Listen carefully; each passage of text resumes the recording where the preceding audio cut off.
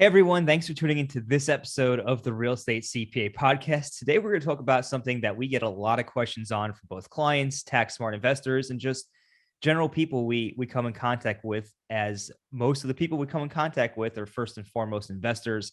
And the topic of the day is going to be cryptocurrency. Obviously, it's been gaining a lot of popularity over the last several years and has really heated up in this last 6 months or so.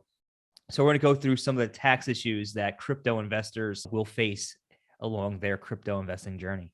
Not only have we gotten a lot of questions on it, but it's just an interesting space, and it's something that we want to get a little bit more into, as I guess the world kind of gets into it. So we're doing this podcast today. It's a little bit different than other podcasts we've done because it's going to be talking about cryptocurrency and tax moves with cryptocurrency. Now, personally, I think that cryptocurrency and real estate play well together because it's kind of just like investing in equity markets too. If you invest in something that makes a lot of money, the question is, how do I get out of it and avoid taxes? And it really all points back to real estate at the end of the day. Like, it's really always going to point back to real estate.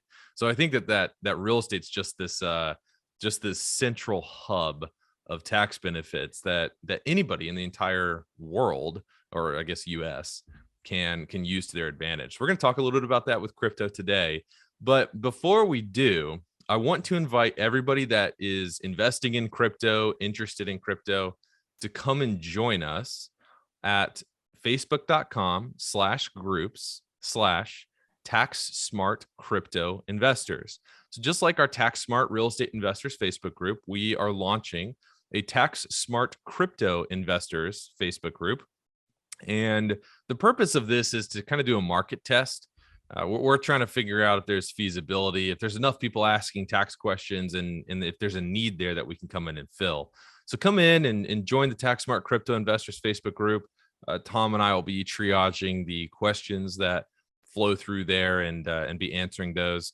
And if we can be of help, that's great. And if we can figure out how to structure the help and price it, that's even greater. So it's a little market test that we're running, and today's episode is going to be about taxes related to cryptocurrency moves and investments, and when you earn it through mining and airdrops and things like that. But come join us at Tax Smart Crypto Investors, the Facebook group, facebook.com/groups/tax smart crypto investors.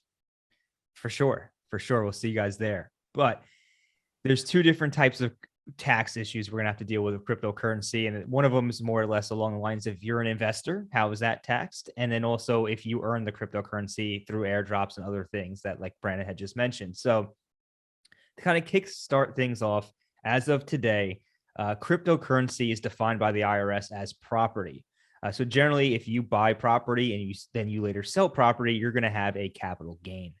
And it's really no different with crypto in that respect. If I go and buy Bitcoin at $30,000 a coin and I later sell it at $60,000 a coin, I'm going to have a capital gain. Now, if I held that cryptocurrency, or if I held that Bitcoin for less than a year, it's going to be a short-term capital gain.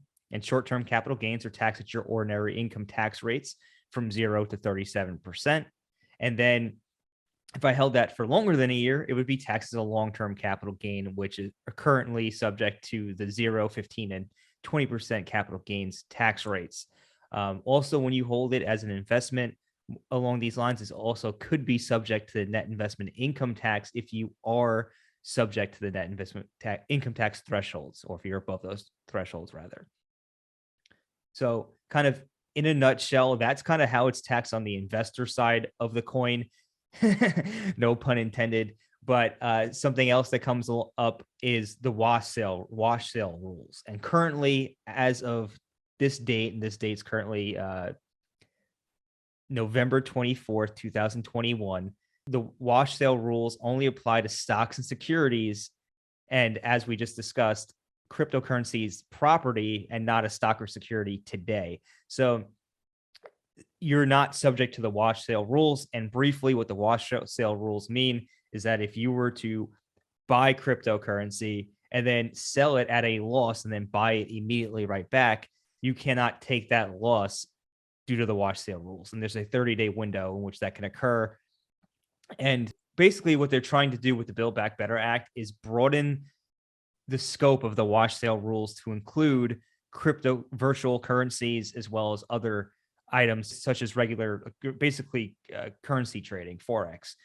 So while the Build Back Better Act has not been passed and there's been a lot of changes to the proposals over the last few months, it is very likely that this will stick and make it into the bill. If, for experienced tax professionals out there, if you're listening, this should be no surprise. This is kind of common sense in the tax world, and it's probably long overdue at this point.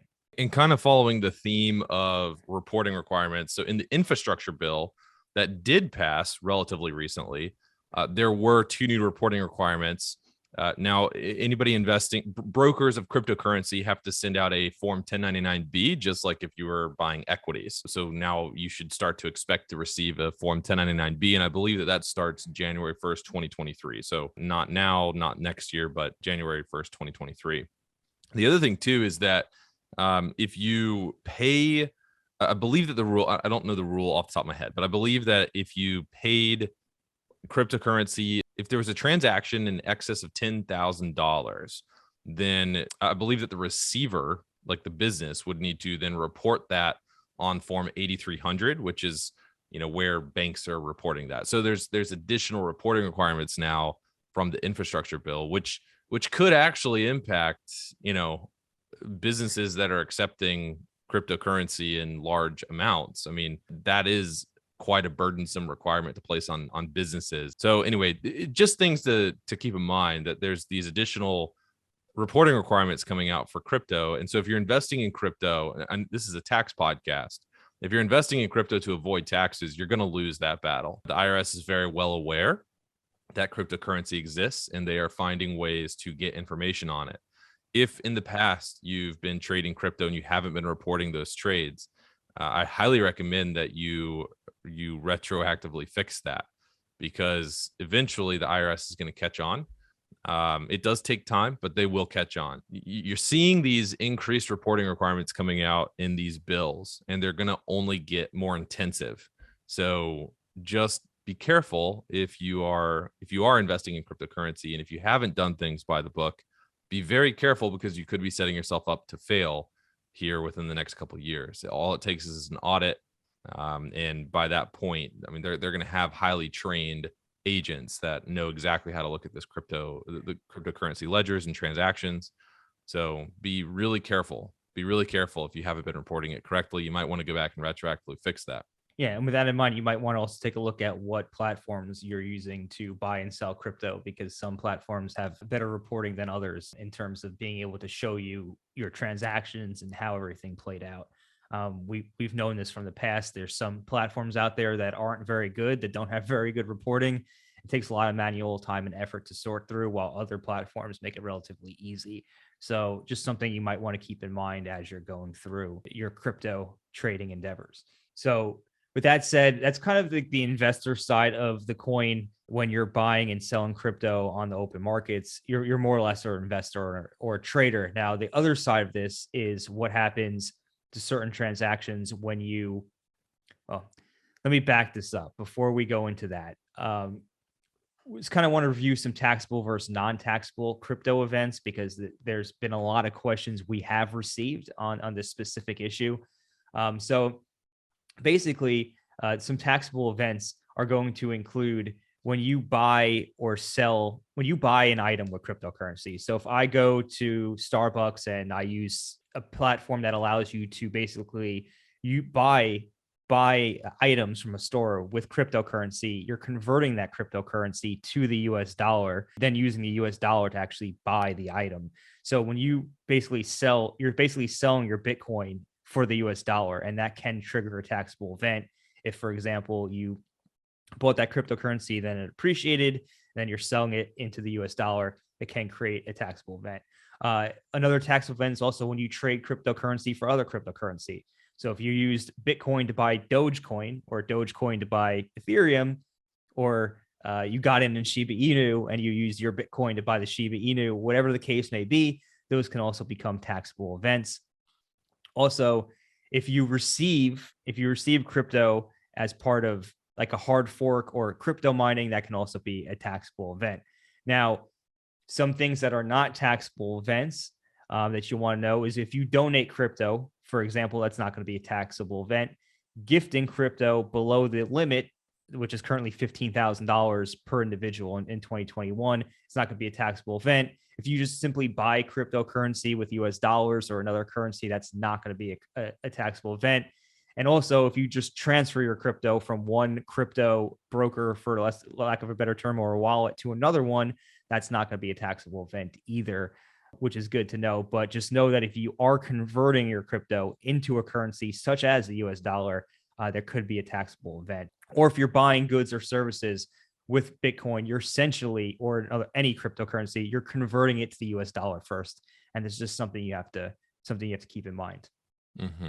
Mm-hmm. So something else you talked about, I think you used the example of going Bitcoin to Doge or whatever, like going one coin from one coin. I've seen a lot of people thinking that that's like a 1031 exchange, but it's really important to remember that a 1031 exchange only applies to real property. So you cannot 1031 exchange your Bitcoin holdings or your coin holdings. So if you, like Tom said, when you liquidate one coin, you have to pay tax on whatever that gain is from the time that you bought it. So you compare your cost basis to the liquidation value, even if it's just a marginal. Like if I buy one coin, but then later I sell a tenth of it, well, I've got to take a tenth of my cost basis to figure out my gain, right? And we're going to talk about some of that too. But it's just important to know that you can't go coin to coin to coin to coin to coin and think that it's going to be treated anything like real estate, where in real estate, it's like Monopoly, right? I like literally the game Monopoly. I buy 4 houses, and then I'm able to exchange those 4 houses for one big hotel, and I don't have to pay any tax on that transaction. That is called a 1031 exchange. You can't do that with coins. Yeah, it's essentially like stock. You can't buy Apple and then sell it and then go buy Tesla. And you're not exchanging Apple for Tesla. You're exchanging Apple for the US dollar if you're in the US. And then you're taking that US dollar and you're going to buy Tesla. There's no exchange. There's no like kind exchange feature, unfortunately. So yeah.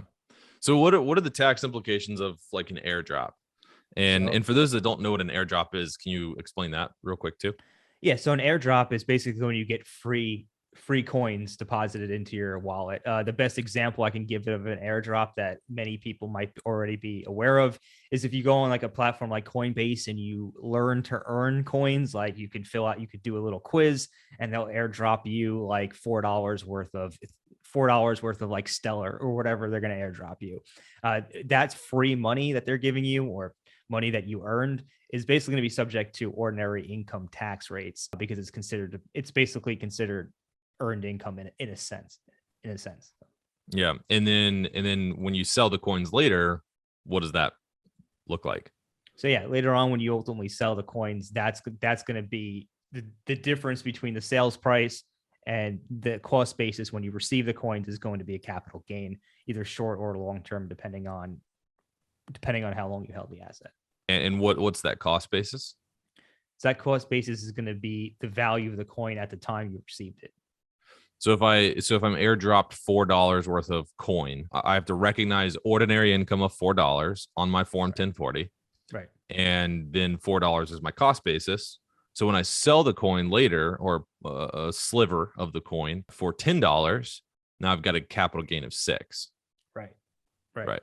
And the reason that the $4 becomes my cost basis is because I'm paying tax on it, because I'm reporting it as ordinary income on my 1040. So any money that I've paid tax on becomes my cost basis, and that's true really in any asset. Any money that I've invested in any sort of asset that I've already paid tax on is my cost basis. I don't have to pay tax on that income again. So I receive the $4 of income of coin. I have to pay taxes on that $4, even if I don't liquidate the coin. But now $4 becomes my cost basis since I've just paid taxes on it. So when I sell it later for 10, my gain's only $6, not $10. Right. So if anybody's getting any massive airdrops, is something you're going to have to keep an eye out on. Similar situation for pretty much mining. If you're mining or you're staking, your coins, that can also be considered ordinary income as well. And that could be subject to the self-employment taxes on top of your ordinary income tax rates. which is something you're going to keep in mind. And depending on, depending if you are a professional miner, or if you're a professional and you're doing this as a business, you're running a business, you'll be able to deduct your expenses against the income that you earn from your mining efforts. And to back it up real quick, if you do mine a coin, so if you mine a coin and you receive that coin, the cost basis of the coin is going to be the fair market value at the time it was mined. And then that's going to be counted in your ordinary income, like we just discussed. And then if you later sell that coin, it's going to be a capital gain or loss, depending on, whether or not you sell it for more or less than you bought it for. But just so for those that are listening that don't understand what mining is, can you briefly explain that? Right. So essentially, and this is where I'm going to stretch my understanding of the cryptocurrency space right here. So mining is so basically the cryptocurrency is part of this decentralized network, and mining is usually what generates or validates these transactions on this decentralized network. And in exchange for your efforts in mining these coins, you often receive rewards, and the rewards are often going to be the cryptocurrency itself. So you'll see people with mining rigs and all of these things mining Ethereum, for example. And when you receive and in exchange for being part of this decentralized network and facilitating these transactions, you may receive the Ethereum as the reward for your mining efforts.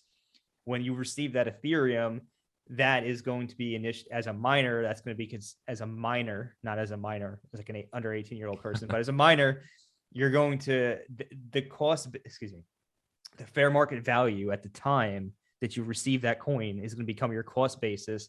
That's going to be taxed as ordinary income to you, and it can be subject to the self-employment taxes on top of your ordinary income taxes. So basically, mining is essentially a business type of activity. Right. Yeah. You're basically trying to, a simple way to think about it is you're trying to win the next Bitcoin or ETH. And so what happens is people will build warehouses out of these like highly optimized computers and they'll build thousands of them. They'll run up the prices of graphics cards across. Yeah. They're buying all the graphics cards. Yeah. But they build thousands of these highly powerful computers to go in and basically win the next Bitcoin, right? So it's like a competition. That's the way to think about it. And when you win the next Bitcoin or ETH or whatever you're mining, when you win the next coin, that coin is worth something. It's the fair market value of whatever it is, right? So Bitcoin might be $60,000+ if you win the next Bitcoin. Well, that $60,000 is treated as ordinary income because you have a mining operation. You're running a business. Your income that you're receiving from the mining is the Bitcoin worth $60,000. So that becomes ordinary income to you, and that's subject to self-employment taxes. And if you sell the Bitcoin at $60,000, then you just have $60,000 of income. You've already paid tax on it, so you're good to go.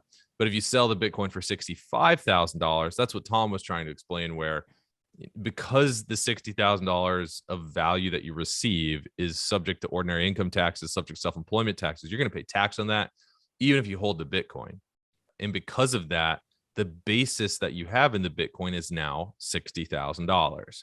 So when you go and turn around and sell it for $65,000 a few months later, you have a $5,000 capital gain. And it's going to be short-term or long-term, depending on how long you actually hold the coin. So important to understand that when you're mining, you have multiple layers of taxes here that you have to watch out for. Now, the nice thing about mining, what's the nice thing about mining, right? I'm going to tee you up with this softball question. What the nice thing about mining is that when I buy all these computers, what do I get to do? You get to write them off. You get a tax deduction.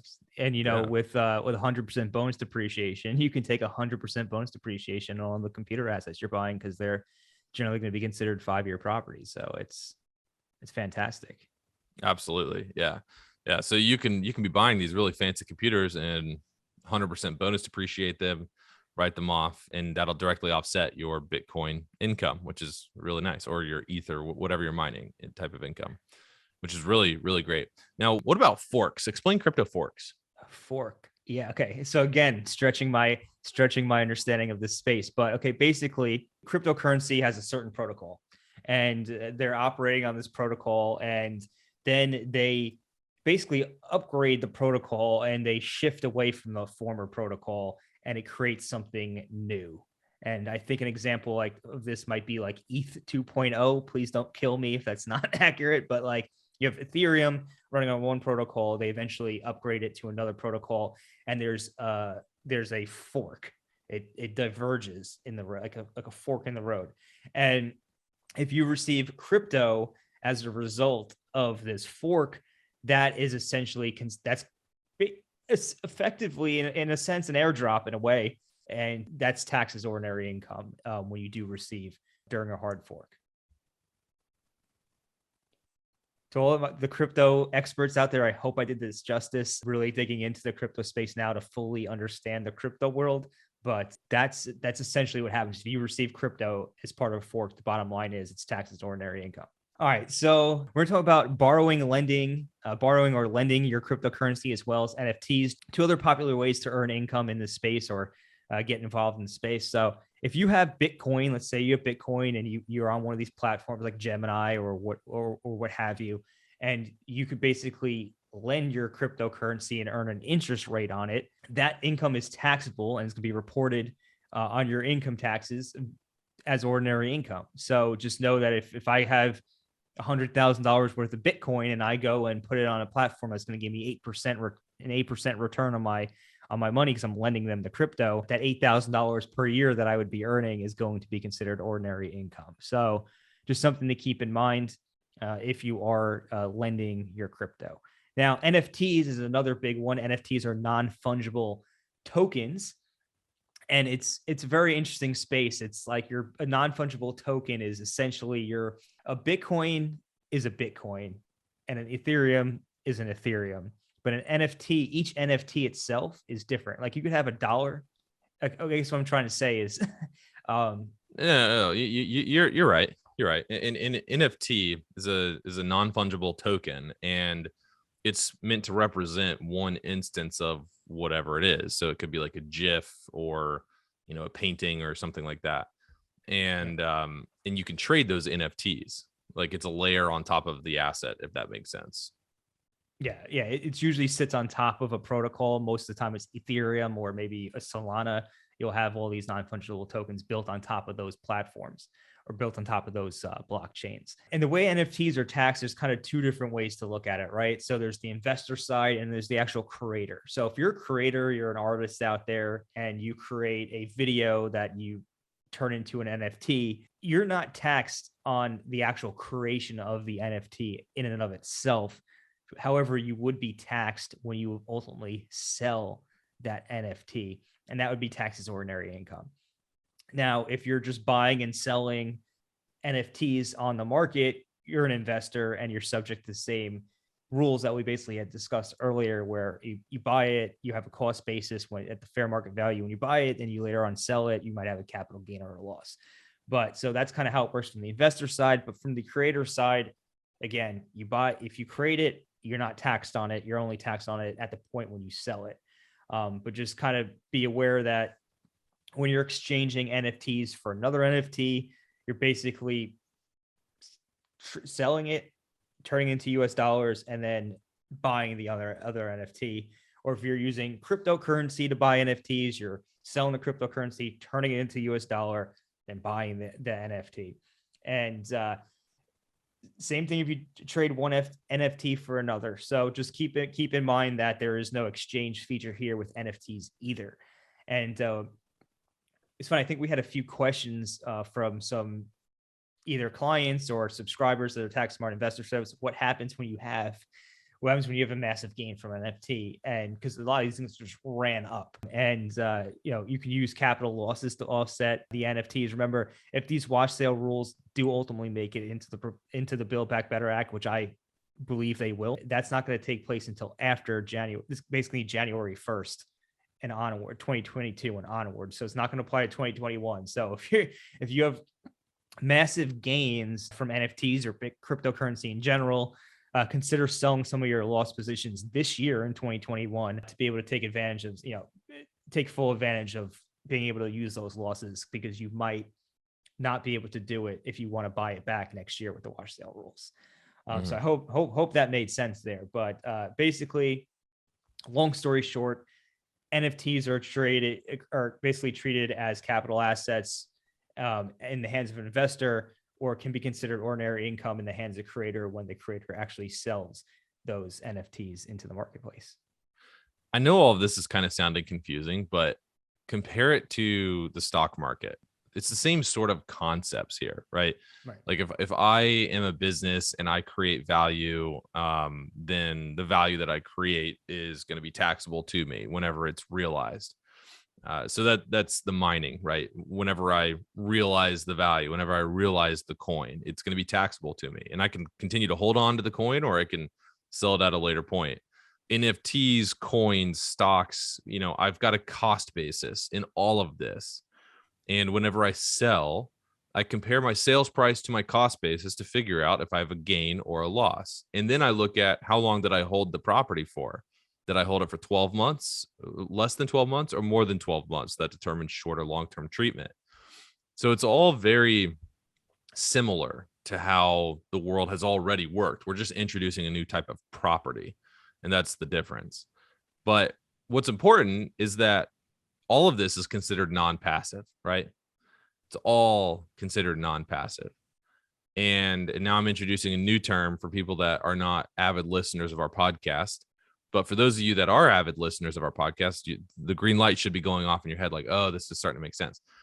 All of the coin income is going to be considered non-passive or not from a passive activity, which effectively makes it non-passive. Right. So when we're talking about rental real estate and how this all meshes together, that's where like the magic happens. And if I sell a coin for massive gains, or I sell an NFT for massive gains, what am I going to do to mitigate my taxation? I can't go and reinvest it into new coin. I just sold it. I've got massive gains. Well, you can buy rental real estate.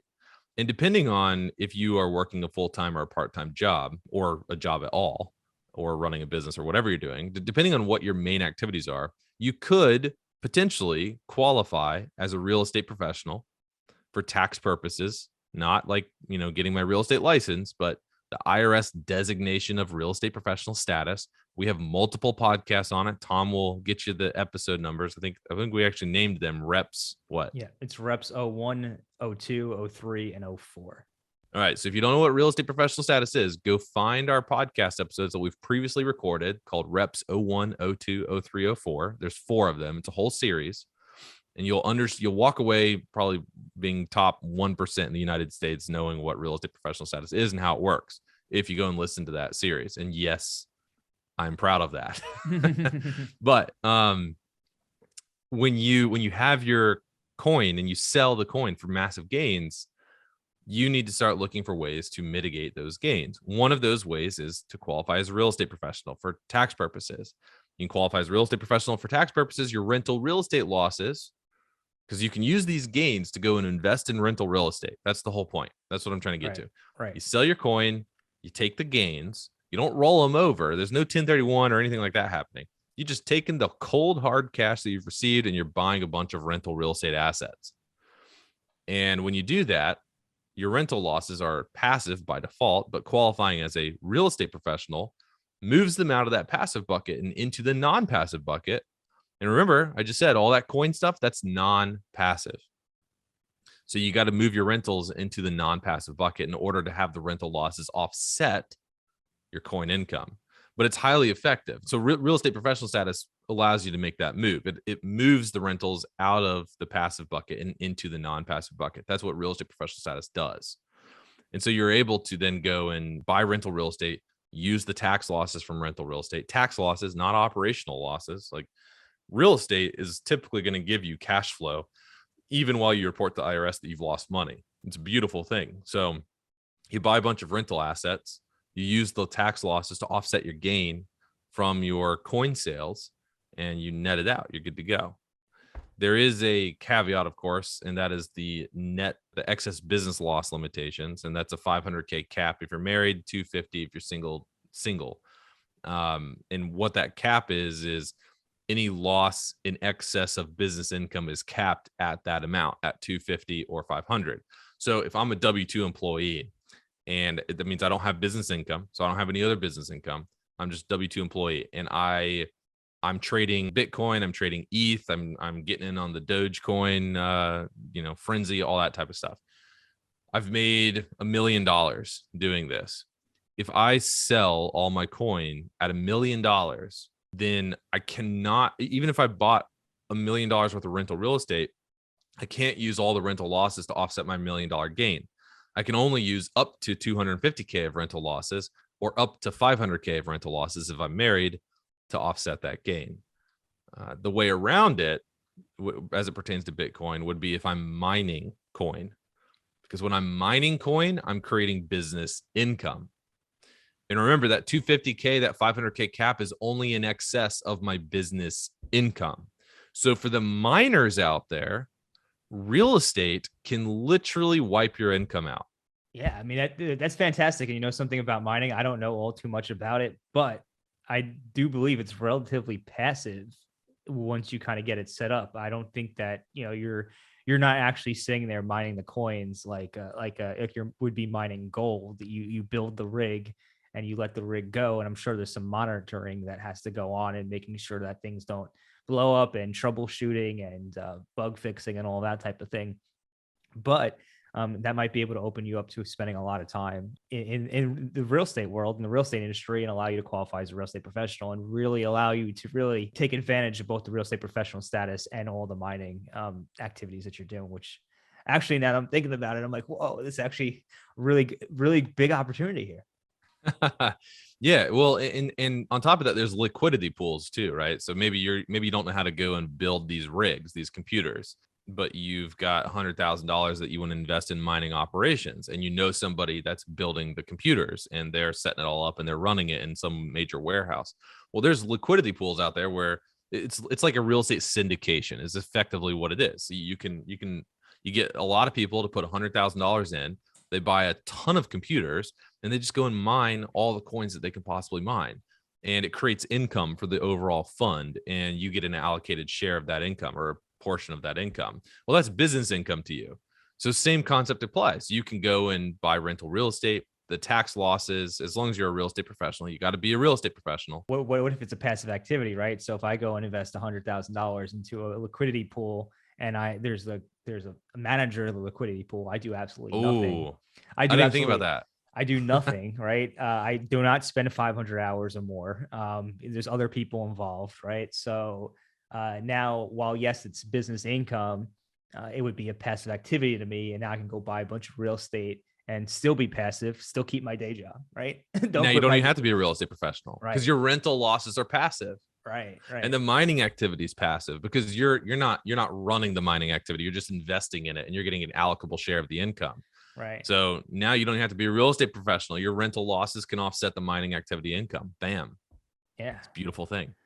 Yeah, we need all the crypto people in the entire world to know that we exist so that they use real estate to not pay gain on their crypto. Yeah, I mean, like you said earlier in the podcast, there's a lot of ways that real estate and crypto can really coexist in a very beneficial way for taxpayers, no matter whether you're a real estate professional or not. And we need all of our avid listeners to promote this fact to all of your crypto friends that real estate can offset this crypto income in a lot of different ways, because then what'll happen is all the crypto people that are making a lot of money, and we have a couple in our client base that have made literally millions of dollars. It's insane. Sometimes tens of millions of dollars. It's a little bit of it's incredible. It's really incredible. But we want them to come buy real estate, because then all of our real estate, what happens? The value goes up, right? Right. I think inflation. So go out there and tell everybody that real estate is an amazing way to offset your crypto gains. We'll get all these crypto guys to come in and buy hard assets, and our asset values will increase.